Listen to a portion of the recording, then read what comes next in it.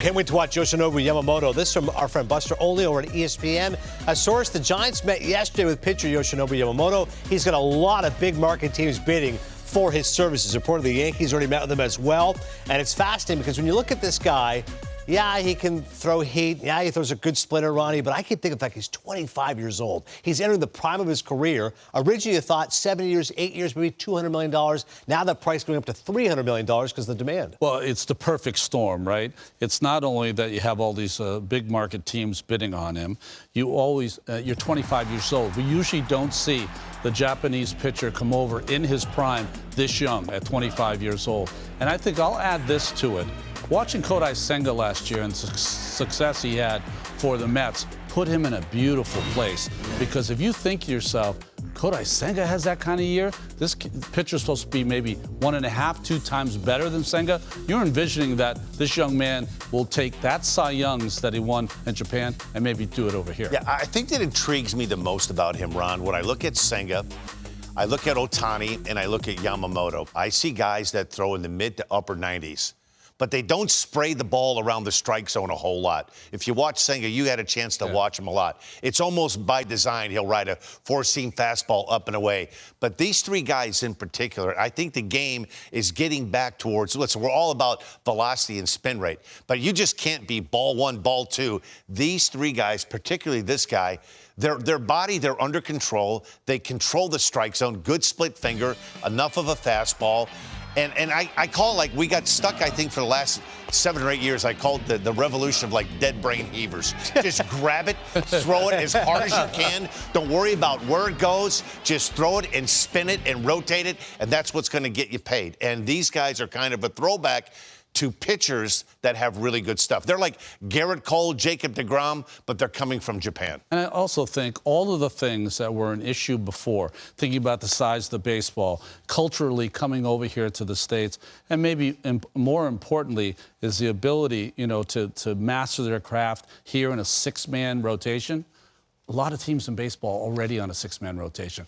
A lot of teams in baseball, every single time they have a day off, they give a pitcher an extra day. So it makes it a little easier for the team and for the pitcher. Yeah, it's interesting because not only the salary, also the posting fee, probably $35 to $40 million, but teams are not going to be skittish. They know that's part of the deal if you're going to get a guy like Yamamoto. Let's take a look now at some of these teams that are in the mix of what their rotations could look like if they get this great Japanese star who's expected to be the ace of aces. So first off, the Giants. Look at Sack. You'd have Logan Webb, who was in the Cy Young conversation. He was a finalist. Yamamoto, DeSclafani, Stripling, and Harrison. The Giants, they had the fewest innings of any team in the National League from their starters. They could use this. Oh, there's no question about it. The Giants, I kind of feel like the team has been left out the last couple of winter meetings and offseason, right? Now, they still have time to rectify that. Supposedly, they're in deep on Yamamoto. He's the kind of guy that can make every rotation a lot better. I look at it, Kyle Harrison, you got the youth there, left-hander who can blaze. And Logan Webb, I think, is an underrated pitcher in baseball. He's a guy that goes deep into games. You add Yamamoto, that is a pretty formidable rotation, and it's a rotation that seems to take their starts each and every time. Yeah, Webb, a guy over 200 innings. He certainly is very durable in that category. All right, next up are the Yankees are in on Yamamoto right now. This line could look like Ronnie. Wow, look at that 1-2. And if Rodon can get his groove back, that top 3 is impressive. It doesn't matter who you include into the Yankees.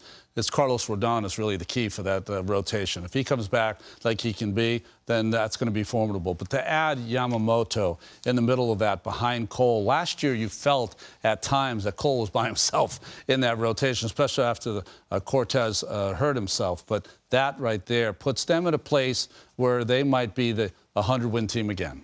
I think without a doubt. I think the Yankees have to be in deep on this guy. You bring in Soto, right? You're going to at least have him for 1 year. You look at that starting rotation. They let them down last year due to a lot of injuries. I think if you go in on Soto, you're going in on this guy. I'd be surprised if they weren't the highest bidder. It'd be amazing. The Yankees could get him old-school Steinbrenner days. We're not going to be outspent. As far as the Dodgers are concerned, yes, they've got Ohtani, but he can't pitch for a year.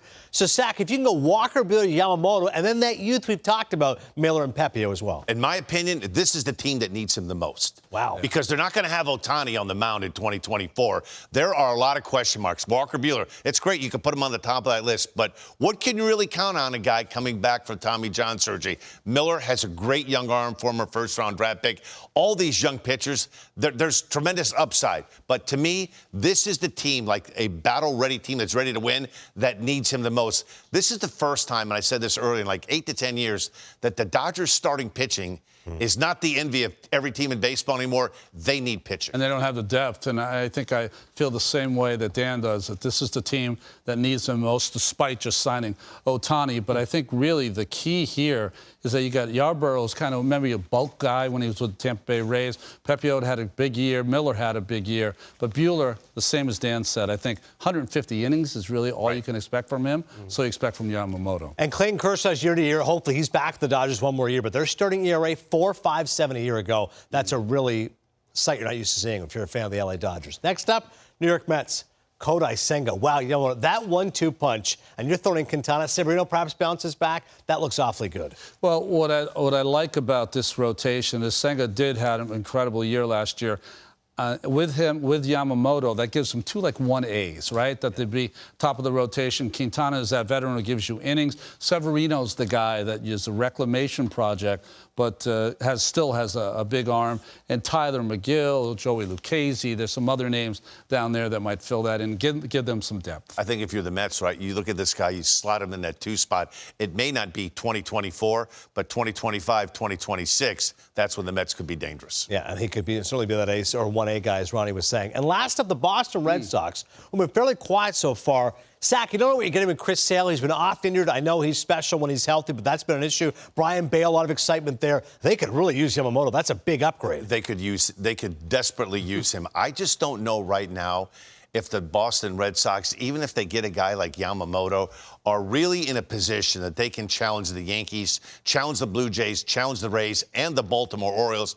That division is so tough. Listen, this guy fits in any rotation, but I don't think this guy, if he signs with the Red Sox, all of a sudden you look at the Red Sox as an instant contender or a team to beat in the AL East. I think that's the key, what you say. Yamamoto on any rotation is going to be great, but how much are you going to get from Chris Sale? Can he rebound and be 100% physical? I think physical fit. Bayo had a really good year last year. Pivetta, a lot of his best innings came as a bulks guy, not as a starting pitcher. Cutter Crawford's been there for a while, so he would be great for any rotation. I'm with you. I don't think the Red Sox are there yet where he's going to be the difference for them in the AL East.